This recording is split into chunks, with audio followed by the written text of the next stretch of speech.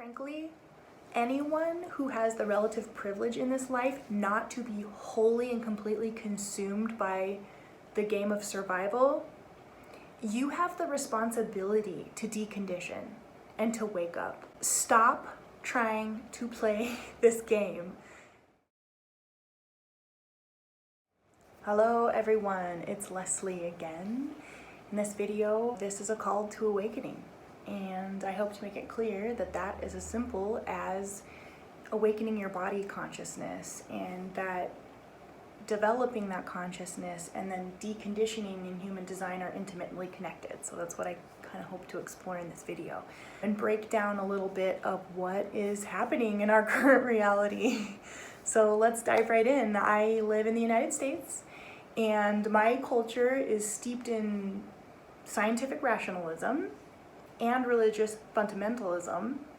And it might not seem that those two have much in common, but what they do share is this hierarchy. So you have science or God at the tippy top, and then human consciousness is far beneath that, and then everything else is basically dead and exploitable. Dominating another human, an animal, non-human nature, your own body that you otherize, it hurts the other, but it also causes you pain. It negatively affects you because you have to devalue that thing in order to justify the exploitation, the violence, or whatever it is that you're using in order to control it.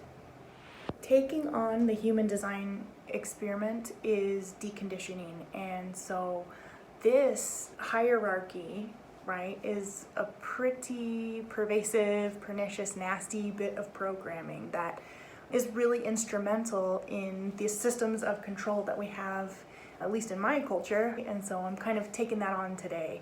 So if we look at the Hindu Brahmin yogic tradition, we see this similar split between consciousness, or Shiva, and then Shakti, or Maya, or in human design we would call it the generated world, okay? But pretty much the comparison ends there, because rather than a hierarchy where one is better than the other and seeing matter as disposable, these non-dual wisdom traditions like Buddhism, Hindu Brahmanism, Taoism, they see the separation between mind and matter, God and human, self and other, or any other binary that you can choose. It sees that separation as just an illusion. I want to do a quick little caveat, because Ra Uru Hu, the man who was given the wisdom of human design and taught it to us all, thankfully, he was admittedly a dualist, so he maintained that distinction on a level. His was between the passenger or witnessing consciousness, okay, and the vehicle or the body. So it doesn't have anything to do, though, with that dominating control-based programming that I've been talking about. And this does make sense, his dualism, because in human design, we are cultivating an arm's length distance between the witness, passenger, neutrality, and then the Maya, the generated world, and the life experience of the vehicle. But it's neutral, and we're witnessing. We're not having power over, we're not asserting superiority, we're not trying to possess or control or manipulate an other or the world. We are a passenger in a vehicle, and he emphasizes that those are two separate things, and I do think that just makes sense. And on top of all of that, the human design experiment, the purpose is to individuate. We're becoming our whole unique self, and the experiment builds resistance in us to a homogenizing program from the outside. So it's understandable that Ra was wary of the idea that we're all one. Plus he was a heretic, and he had a lot of individual circuitry, and I just kind of love him for that screw that oneness crap attitude, right? So I just want to acknowledge all of that. I want to acknowledge that I'm also filtering what he has said through the lens of my own mind and experience, and I can't really speak for him, but I wanted to draw that out, and I feel that's a decent enough explanation for me for how a dualist who upholds that distinction can teach a system that has roots, I guess you could say. I mean, he received this information, but it does go off of the Tao, Hindu Brahmanism, and there's other non-dual systems that human design works through. And so how you could have this dualist who teaches this non-dual wisdom, to me, that's enough of an explanation for me, but I did want to make that caveat. I would not want to misrepresent Ra, right? I personally resonate with the truth of oneness. My realization, my awakening in this life has been to oneness, and I don't really find that incompatible with the journey of individuation or taking that pulled back witnessing seat in the world. Maybe it's the fact that my incarnation cross is masks, or that my personality sun is in the 7th gate of roles, but I've always kind of had that sense that we adopt different roles relative to what the Maya presents. But then ultimately what I resonate with is that what we truly are is something timeless, faceless, and unified. Okay, so I hope that lays out the landscape of where I'm coming from, where I see Ra as having come from, and then this whole other beast, which is Western dualism, rationalism. That is a conditioning force, and that sort of denigrates matter and Maya and sees it as separate, and not only that, but exploitable, justifiably. Essentially, with human design, the basics are that we should follow our strategy and our authority. If you know anything about human design, that's the essential itness. There's plenty of resources on that topic online. I might dive into it in another video. I don't really want to get into the specifics of strategy and authority for this video, but I do want to point out that our authority in human design, our antidote to the conditioning of the outside world, is centered in our bodies, in our energetic bodies. Your splenic, emotional, egoic authority, for example, they are quite literally energy centers in your body, and the feelings and impulses and messages from that center, that is what you attune to, that is your personal authority. So then on top of that, we have our strategy, waiting to respond, waiting to inform, waiting for the invitation, informing. Sorry, I'm a manifestor. I don't wait to inform, I just do it. But anyways, our strategies have to do with our relationship to the Maya and to the other.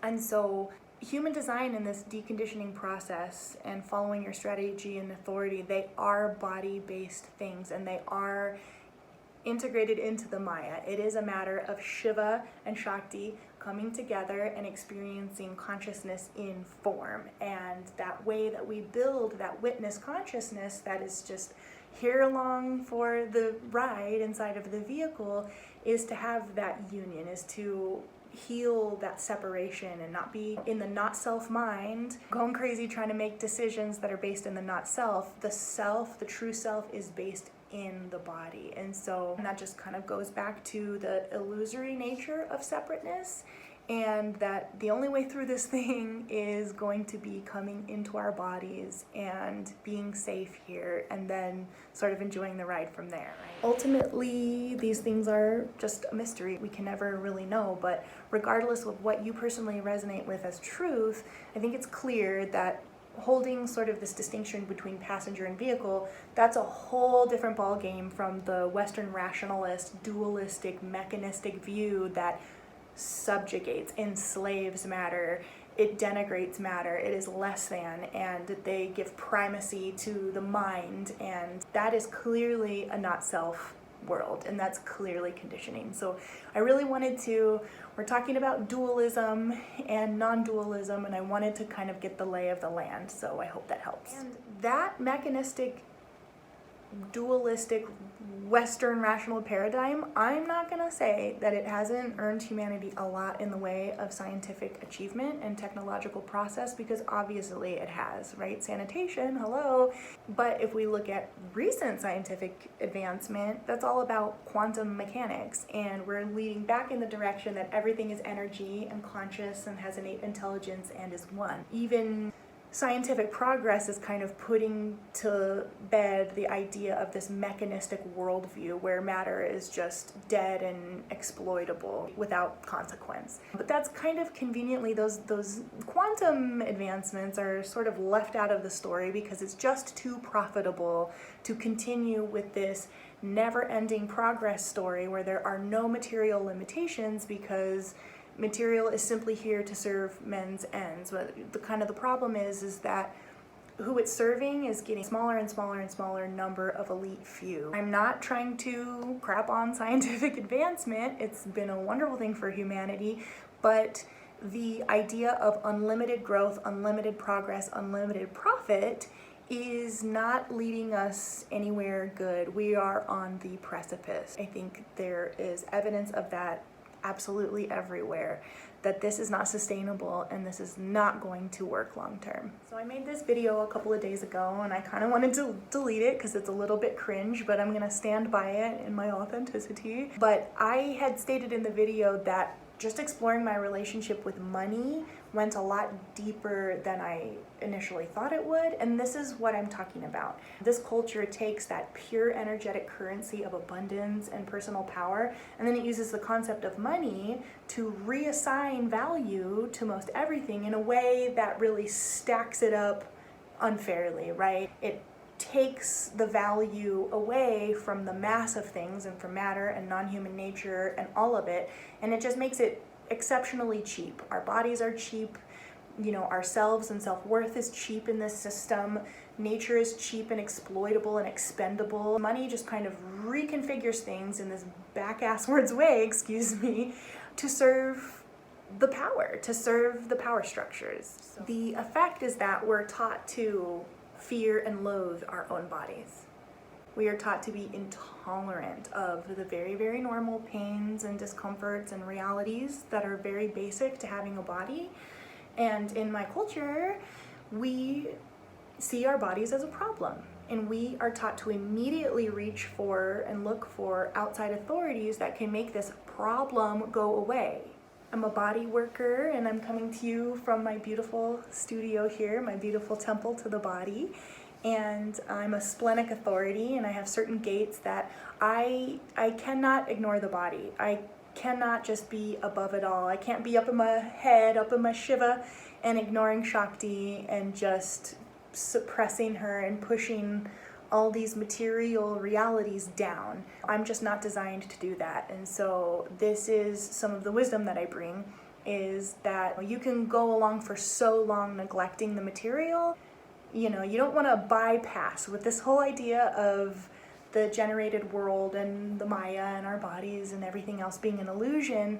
It's so easy to bypass and just stick your head in the sand and say that you don't care. But it's gonna catch up with you. You are alive for a reason. We are all here experiencing this and we have our role to play. And Ra himself said that once our vehicle is correct, then we can play out our role. I think this is fundamental to human design. I really, really do. So I'm a body worker and I see how the conditioning works, where somebody has pain, an issue in their joint or whatever, and they are fed by the medical establishment these drastic surgical options that are very, very profitable, when it might not work, but I don't see any harm in trying first some of these more natural, gentler interventions like massage, like physical therapy, like go for a walk and stretch afterwards, drink more water and have a better diet, and see if these issues don't improve for you. And maybe you can maintain it for a little longer before you might need that surgery. But it's just straight to that outside authority. They give you the pharmaceuticals that you know, want to load into your system, and then they'll chop you up into little bits and pieces and call it healing. You know, so many of us grow up without a single solitary concept about listening to our bodies, about our body's inherent incredible wisdom, about the body, our energy bodies, being the center of our authority that is our only and true authority, like we learn in human design. We grow up without that knowledge. We grow up without even a thought to any of that. You can see this program literally subverts your power, your energy, your authority and sovereignty over your own life.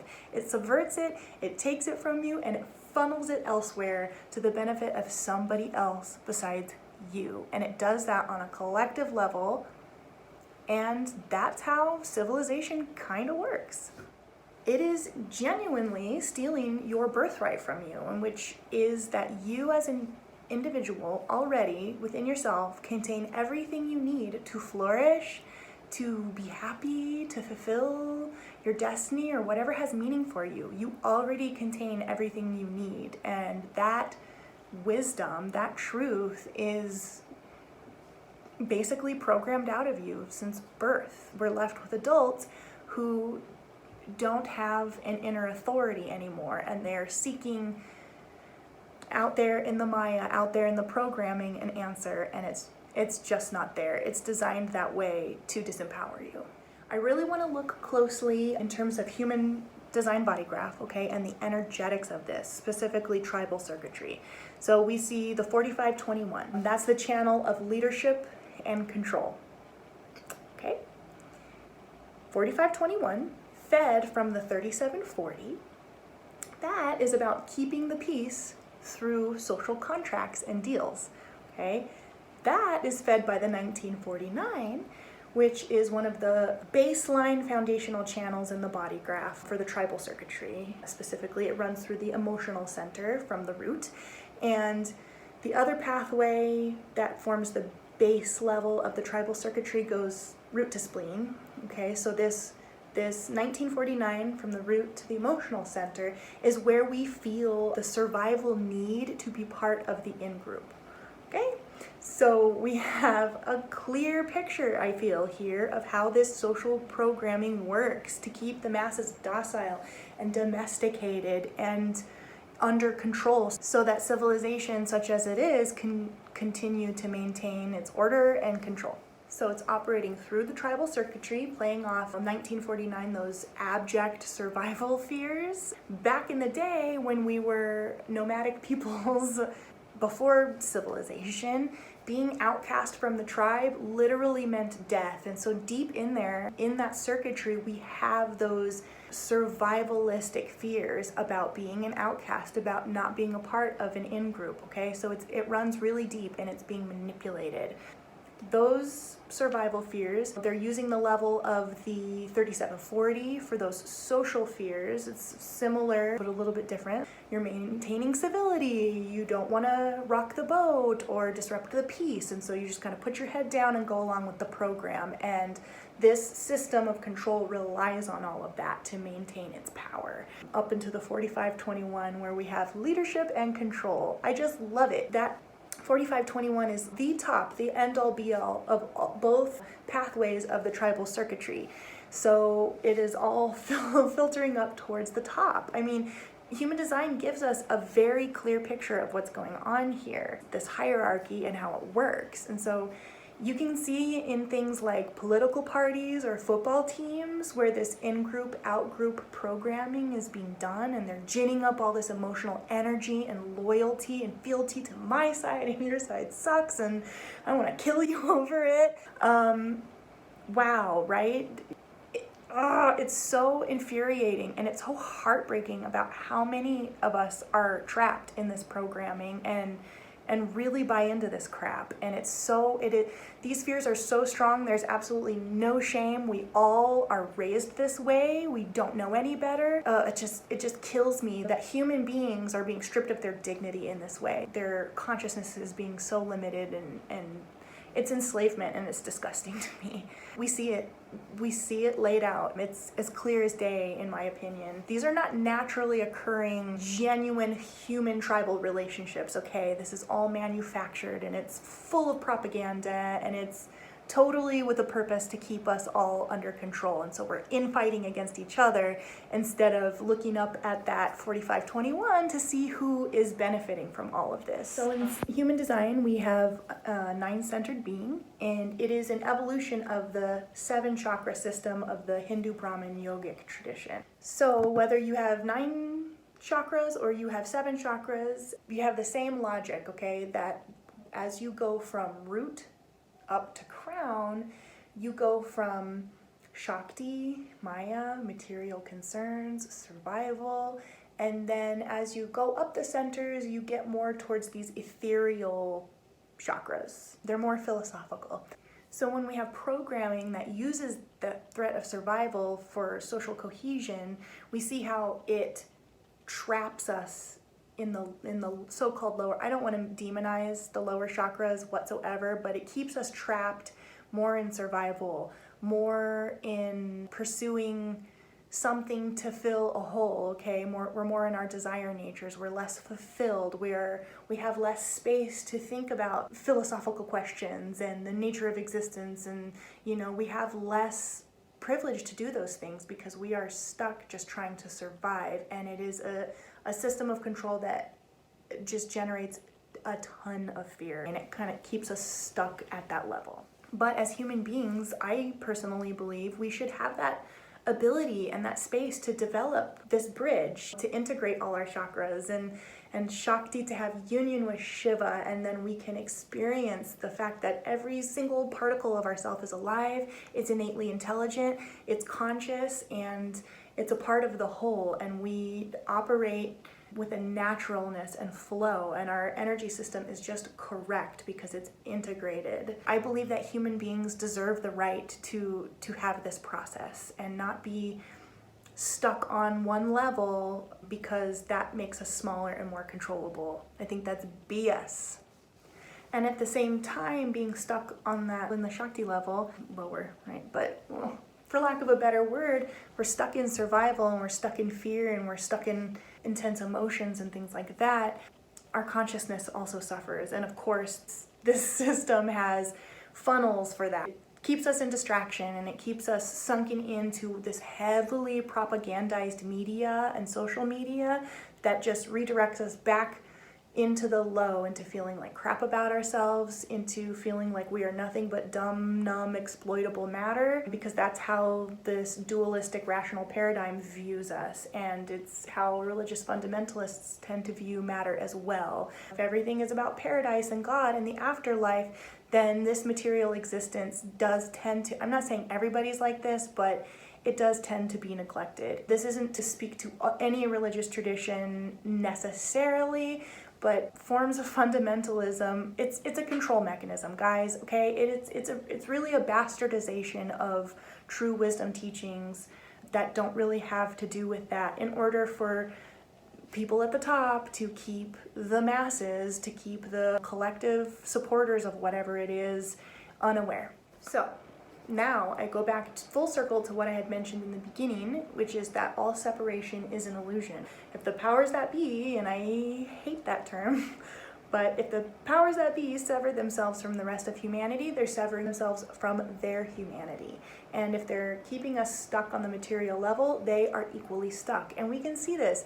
The elite are like the biggest slaves to materialism ever, okay? It's what they're all about. And they're trying to stay above it all, whether they're trying to freaking colonize Mars and fly out of the Earth's atmosphere to not have to deal with us all, but they'll still take our resources, thank you please. They'll take our surplus value, yes please, and still maintain their control over us, but they want to be away from all of us. They want to be on their own private island, right? But this separation is an illusion, and if they think that they can escape the fate of the rest of humanity, they are sorely mistaken. It's just not going to happen like that. And you know, we're not going to think or invent our way out of this. The not self mind is not going to be the hero that saves the day. We have all these fantasies that our technology is going to save us, but we have enough evidence now. We need to do away with that fantasy, because the people who have access to that level of technological innovation, they have no motivation to do that. They're not trying to save humanity. They're not trying to better humanity. They're trying to save themselves. They're trying to better themselves, because they don't yet realize that the fate of humanity is intimately connected with their own personal fate. I don't know how they don't realize it, but they think they have enough money, power, resources, whatever it is, for them to get out alive, and the rest of us can go ahead and sink. And it's just, to me, clear, like, that is mistaken thinking. So we need to realize this. In my design, I'm a color 5 motivation, so that's guilt. I'm a problem solver. I'm not into sitting around hoping for the hero to come save the day. We're moving into the age of Aquarius. This is about all of us, okay? This is not about the one savior. That's Pisces stuff. This is about humanity waking up, and I think it is high time. And look, I got the same programming you did, that billionaires are the best amongst us. They're the smartest, they're the risk takers, they're the most successful, but we neglect to look at how much privilege, connection, wealth that those people started off with, and how much exploitation of their workers, but even whole groups of people that are in mass suffering to support this one person who is the head of an enterprise. We neglect all that made that person, all of the tax loopholes and everything else that goes into this idea of the self-made millionaire or billionaire. No, no, no, no, no. Nope. It's a lie. It's a fantasy. It is a pure social construction to get us to think that if we just work hard enough, that we could someday be there. It's a lie. We have to accept this, and we have to stop looking at these people like they have the solutions, or any, even if they do, any desire or motivation to enact them for us. They do not care. They are happy with the way things work.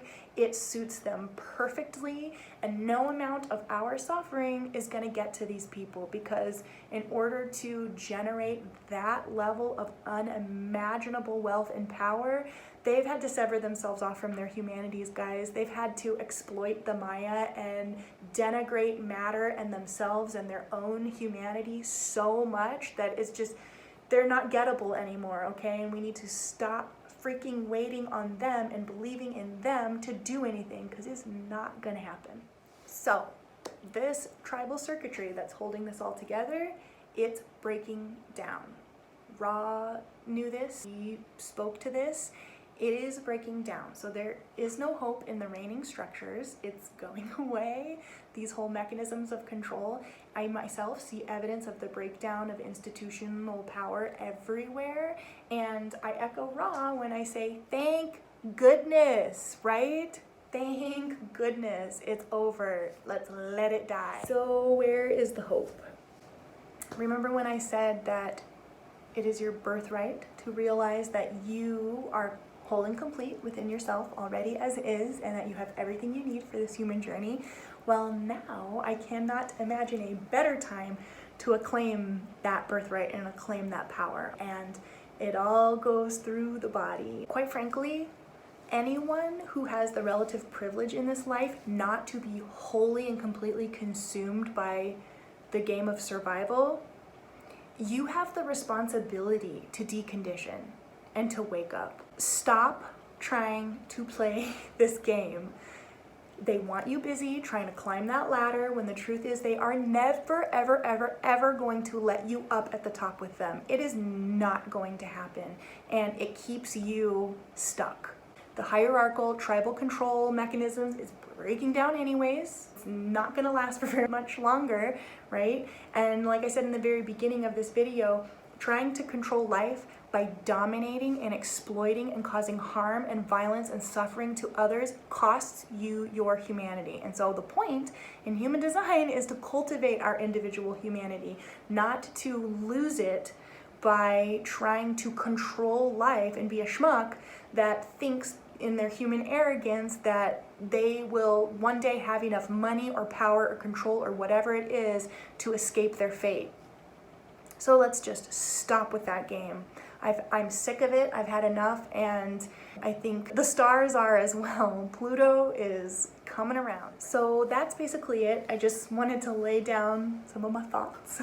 But I think this is an exciting confirmation of human design, honestly. The basic concepts.